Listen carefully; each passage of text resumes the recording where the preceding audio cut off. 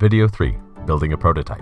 Okay, so the first prototype has taught me a lot. I actually ended up using a different design to the one I mentioned in the last video, and to me this one seems simpler and just a little easier to build and manage. As you can see, I've used my 3Doodler for most of the build, and the next step of course is to create an evaporation point. Basically that's just a point fixed to the lens frame at the right distance so that the sunlight is always focused intensely. After I did the first basic iteration and tested it outside, I learned a couple of important things. She needs to be a lot more stable. Basically, the whole thing is strings of plastic and it's stupidly light and will blow over. So I had to add supports on either side, and then of course there's a problem of adjustability. The lens needs to be fully adjustable and articulated, and adding nuts and bolts to do this reinforced to me the reality that the PLA frame is just not going to be strong enough to hold all of it up, especially when we get to adding everything else to the lens frame. So essentially this means that I'm going to need to continue the build probably with a 3D printer, as well as using some copper and recyclable piping. Mostly because I'd like every part of this to be able to go into a recycler or a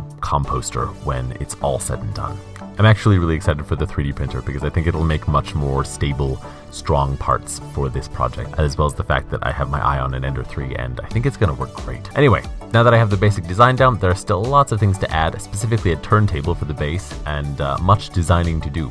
Ultimately, this should provide the full range of motion needed. Lastly, what we need will probably be one of the heaviest components, which is of course the copper combustion chamber and the piping. Keeping in mind that my knowledge of plumbing is incredibly limited, you can get excited to see that in the next episode, when I probably fail to be a plumber. Anyway, we're not giving up, and best regards until next week. That said, thanks for watching. My name is Canary, and I'll see you in the next one.